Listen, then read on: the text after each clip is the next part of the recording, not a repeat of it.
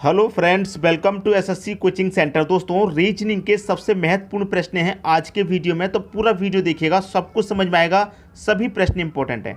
तो चलिए स्टार्ट करते हैं। पहला प्रश्न है, यहाँ पर आपको तीन अलग अलग आकृति हैं, ठीक है। अब यहाँ पर पहले रिलेशन बनाएंगे आप, फिर रिलेशन यहाँ पर बनाएंगे। जो दोनों रिलेशन यहाँ पर बनेंगे वही रिलेशन यहाँ तीसरे में भी लगेगा, लेकिन रिलेशन समान होना चाहिए। जो रिलेशन आपने यहाँ पर लगाया है वही रिलेशन यहाँ पर लगेगा, और उसी रिलेशन से यहाँ पर आपको जो क्वेश्चन मार्क दे रखा है ये संख्या पता चलेगी, ठीक है। तो सबसे पहले यहाँ पर बनाइए क्या आ रहा है। अब मैं देखूँ बड़ी संख्या की तरफ चलूँ तो बड़ी संख्या मेरी यहाँ पर 33 है। 33 को मैं बनाऊँगा तो 7 9 5 6 से 33 बनेगा, 14 6 17 3 से 33 बनेगा। बड़ी संख्या 33 है मेरी, इसलिए तो क्या हो सकता है, मैं क्या करूँ, इनको अगर मैं जोड़ूंगा तो नहीं बनेगा, क्योंकि यहाँ पर अगर मैं जोड़ूंगा तो भाई 17 और ये तो 33 से बहुत ज़्यादा हो जाएगा।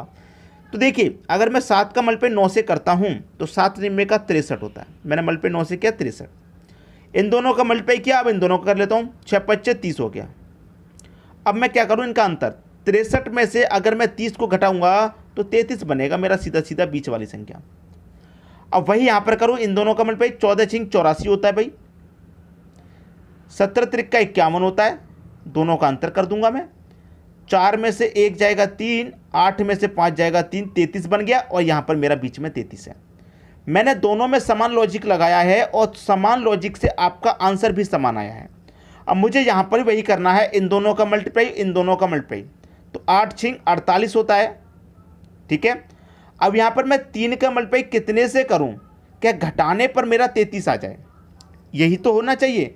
तो सबसे पहली बात तो ये है मेरी कि मेरे पास जो 48 है, घटाने पर मेरा कितना आ जाए, 33 आ जाए, घटाने पर 33 बन जाए, ठीक है। कितना आ जाए, अब देखिए मैं यहाँ पर करूँ क्या, अगर मैं 3 का मल्टीप्लाई 6 से कर दूँ, पहला ऑप्शन ले लेता हूँ, 3 का मल्टीप्लाई 6 से कर दिया तो 3 6 18 हो जाएगा, 3 6 18 हो जाएगा। और मैं 48 में से 18 माइनस कर दूंगा तो 30 बचेगा, जबकि 33 आना चाहिए। तो पहला ऑप्शन गलत। अगर मैं बी ऑप्शन लेता हूँ, क्वेश्चन मार्क की जगह बी, तो 3 का मल्टीप्लाई 5 से करूँगा, 3 25 15, और 48 में से 15 घटाऊंगा 33 आ जाएगा, बिल्कुल सही। तो मुझे ऑप्शन में क्या लेना है, ऑप्शन में से मुझे 5 लेना है क्वेश्चन मार्क की जगह। तो 3 का मल्टीप्लाई 5 से करूँगा, कितना हो जाएगा 15।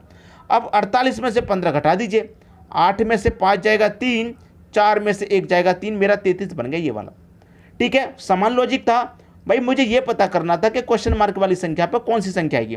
6 से मल्टीप्लाई करके देखा तो नहीं बन रहा, 5 से करके देखा बन गया, इसका मतलब मेरा बी आंसर बिल्कुल सही है। क्लियर हुई बात, अच्छे से समझ में आ गया। अब देखेंगे दोस्तों अगला प्रश्न। अगला प्रश्न है 6 7 17 9 5 16 4 8 क्वेश्चन मार्क। इस क्वेश्चन मार्क वाली जगह पर कौन सी संख्या आएगी ये बताना है आपको, ठीक है। मैं इसमें क्या कर सकता हूँ, सबसे पहले तो लॉजिक मेरा ये रहेगा कि जिस तरफ बड़ी संख्या है मैं प्रश्न को उस तरफ सॉल्व करूँ। जैसे ऐसे चलूँगा तो 17, ऐसे चलूँगा 16, तो बड़ी संख्या मेरी ऐसे है तो मैं प्रश्न को बिल्कुल ऐसे सॉल्व करूँ, ठीक है। अब देखिए मुझे करना क्या है, अगर मैं इनको एक बार जोड़ के देखूँ, जैसे कि 6 और 7 कितना होता है 13, और 13 में मैं जोड़ दूंगा 17, तो कितना हो जाएगा भाई। देखिए यहाँ पर मैं सबको पहले जोड़ के चल रहा हूँ, 6 और 7 13, 13 में 17 जोड़ दिया मैंने 3, 30 हो गया। यहाँ पर भी इनको जोड़ूंगा, जब मैंने ये वाली रो जोड़ ली तो ये वाली रो भी जोड़ूंगा, 9 और 5 14, 14 में 16 जोड़ूंगा भाई 30।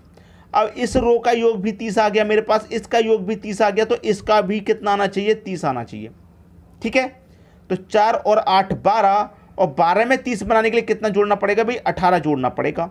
18 ऑप्शन में है क्या, सी ऑप्शन में दे रखा है। अगर मेरा 18 सी ऑप्शन में नहीं होता, किसी भी ऑप्शन में 18 नहीं होता, तो ये लॉजिक फेल था, कोई दूसरा लॉजिक लगता फिर।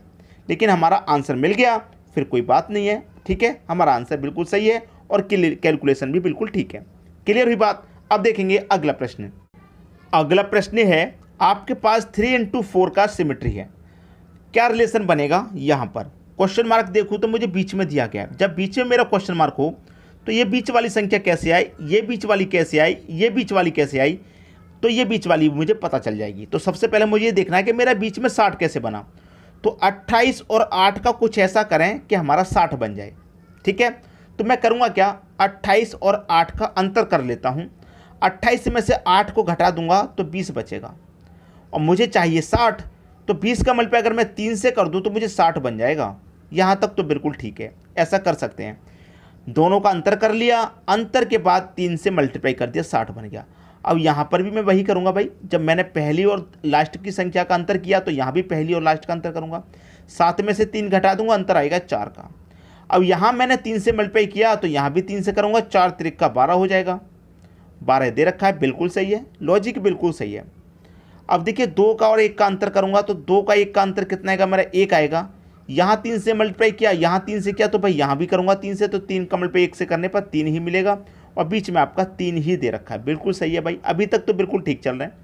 अब 38 का और 11 का अंतर करूँ सबसे पहले मैं, 38 और 11 का अंतर कितना आएगा भाई, 27 आएगा।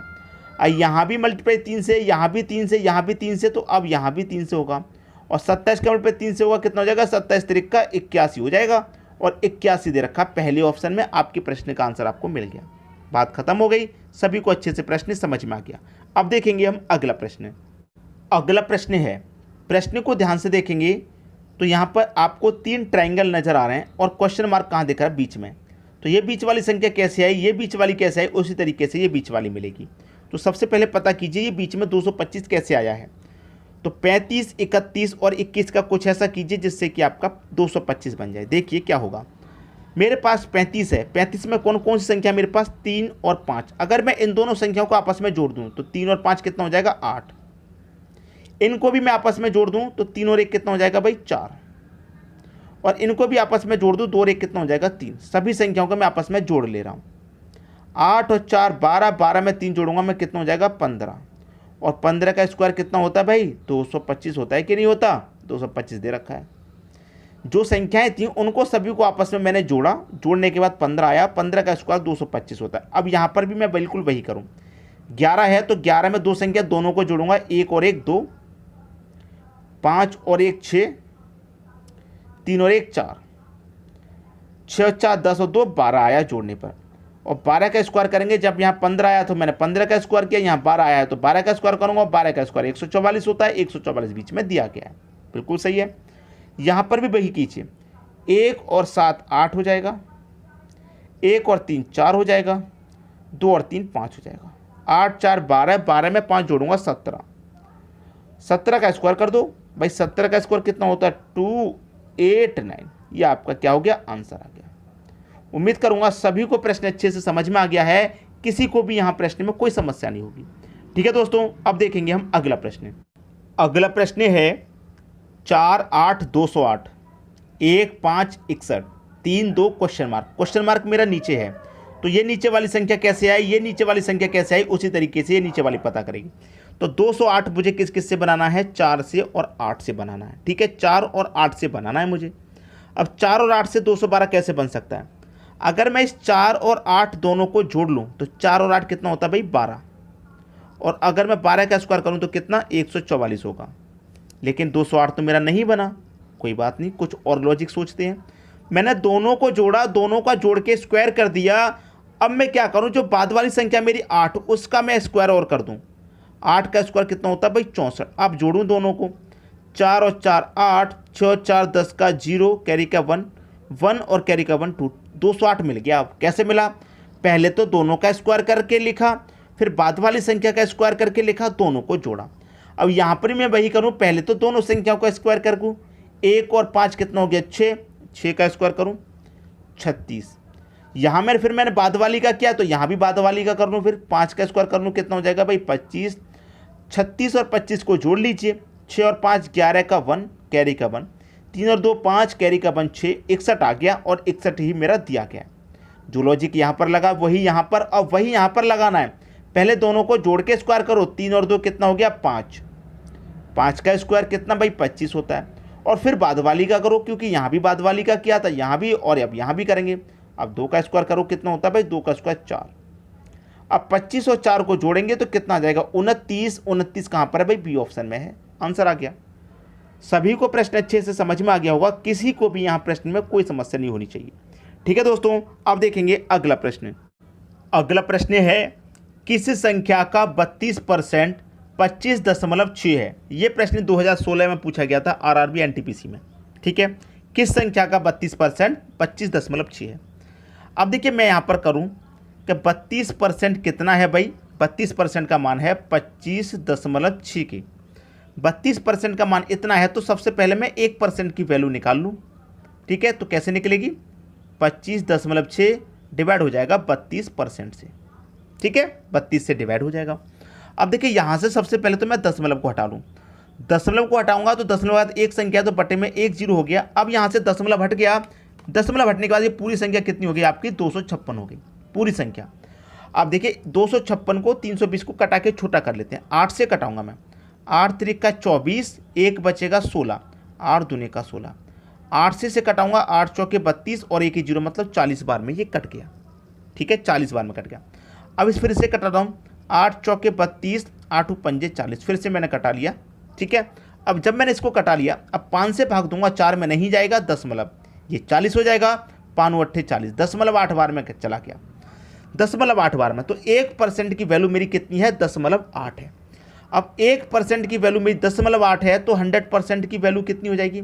अब 100% की वैल्यू क्यों निकाल लें, कह रहा है किस संख्या का, जो भी संख्या रही होगी वो अपने आप में 100% ही तो होगी, इसलिए 100% का मान निकाल लेते हैं। जब 1% का मान 0.8 है तो आपका जहाँ पर 100% का मान निकालेंगे कितना है, कितना है दोस्तों, ये कितना है 0.8, तो इसे मैं 0.8 लिख सकता हूँ।